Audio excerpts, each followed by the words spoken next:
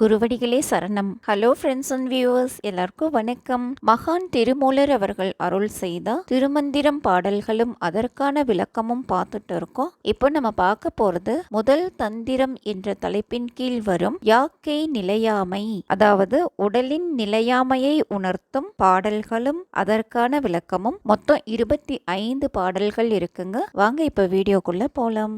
பாடல் 143. மீண்டும் பிறக்க காரணமாகும் மண் ஒன்று கண்டீர் இருவகை பாத்திரம் தின்னென்றிருந்தது தீயினை சேர்ந்தது விண்ணின்று நீர் விழின் மீண்டும் மண் ஆவப்போல் எண்ணின்ற மாந்தர் இறக்கின்றவாறே.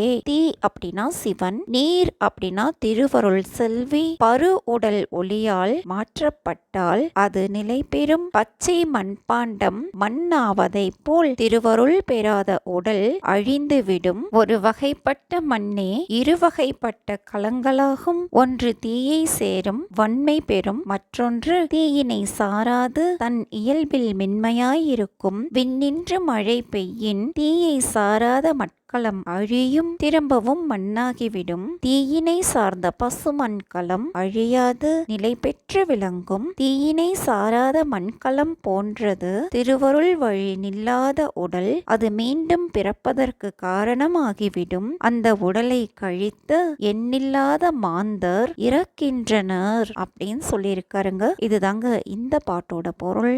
அடுத்தது பாடல் 144. உடன் வருவன எவையும் இல்லை பண்டம் பெய்கூரை பழகி விழுந்த கால் உண்ட அப்பெண்டிரும் மக்களும் பின்செலார் கொண்ட விரதமும் ஞானமும் அல்லது மண்டியவருடன் வழி நடவாதே. பண்டம் பெய்கூரை அப்படின்னா நல்வினை தீவினை பொருந்திய உடல். பழகி விழுந்த கால் அப்படின்னா வினைகளை அனுபவித்து நீங்கிய பின். மண்டி அப்படின்னா நெருங்கி. வழி நடவாது அப்படின்னா உடன் வருவது இல்லை. அளவிட்டு வைக்கப்பட்ட உடல் வினை போகங்கள் யாவற்றையும் அனுபவித்து உடல் நீங்கும். பின்பு இன்பங்கள் உடன் இருந்து அனுபவித்த மனைவியும் மக்களும் உடன் வரமாட்டார்கள். உயிருடன் வாழ்ந்த காலத்தில் மேற்கொண்ட நோன்பின் பயனும் ஞானமும் அல்லாது மற்ற எவையும் இறந்தவருடன் செல்வதில்லை அப்படின்னு சொல்லியிருக்காருங்க. இதுதாங்க இந்த பாட்டோட பொருள்.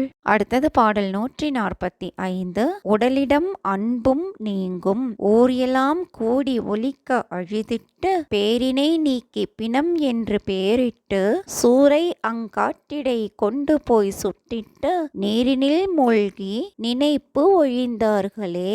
சூறை அப்படின்னா முட்செடியான தூதுவளை. காடு அப்படின்னா சுடுகாடு. உடலானது இறந்த பின் ஊரவர் எல்லாம் ஒன்று கூடி ஓலம் இட்டு அழுது அதுவரையில் உள்ள பெயரை மாற்றி பிணம் என பெயரை சூட்டி முட்செடியான தூதுவளை படர்ந்த சுடுகாட்டில் கொண்டு போய் கொளுத்துவார்கள். பின்பு இங்கனம் ஒருவர் இருந்தார் என்ற எண்ணம் இன்றி நீரிலே ஆடிவிட்டு நீங்கி விடுவார்கள் அப்படின்னு சொல்லியிருக்காருங்க. இதுதாங்க இந்த பாட்டோட பொருள்.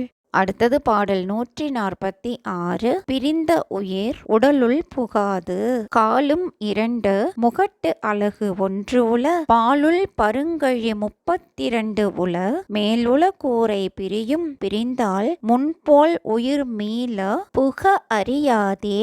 முகட்டு அழகு அப்படின்னா உச்சி உத்தரம். பாலுள் அப்படின்னா பக்கத்தில். பருங்கழி அப்படின்னா பருத்த சாற்று கழிகள். உடல் என்ற வீட்டுக்கு 2 கால்கள். உச்சி உத்தரமான முதுகு தண்டு ஒன்று. பக்கத்தில் இடப்பட்ட விலா எலும்பான சாற்று கழிகள் 32 இருக்கின்றன. இவை அனைத்தும் மூடப்பெற்ற தசையான கூரை ஒரு காலத்தில் நீங்கிவிடும். நீங்கிவிட்டால் உயிர் அதனுள் திரும்பவும் புகுவதற்கு அறியாது அப்படின்னு சொல்லியிருக்காருங்க. இதுதாங்க இந்த பாட்டோட பொருள். அடுத்தது பாடல் 147. சுடுகாட்டில் உடலை சேர்த்தல் சீக்கை விளைந்தது செய்வினை மூட்டிற்ற ஆக்க காக்கை பிரிந்தது அழகு பழுத்தது மூக்கினில் கை வைத்து மூடிட்டு கொண்டு போய் காக்கைக்கு பழி வைக்கின்றவாறே. சீக்கை அப்படின்னா கபம், கோழை, சிலேட்டுமம். சீக்கை விளைந்தது அப்படின்னா உடம்பினின்று உயிர் நீங்கும் காலம் நேர்ந்தது. ஆக்கை அப்படின்னா கட்டுப்பட்டது. அழகு அப்படின்னா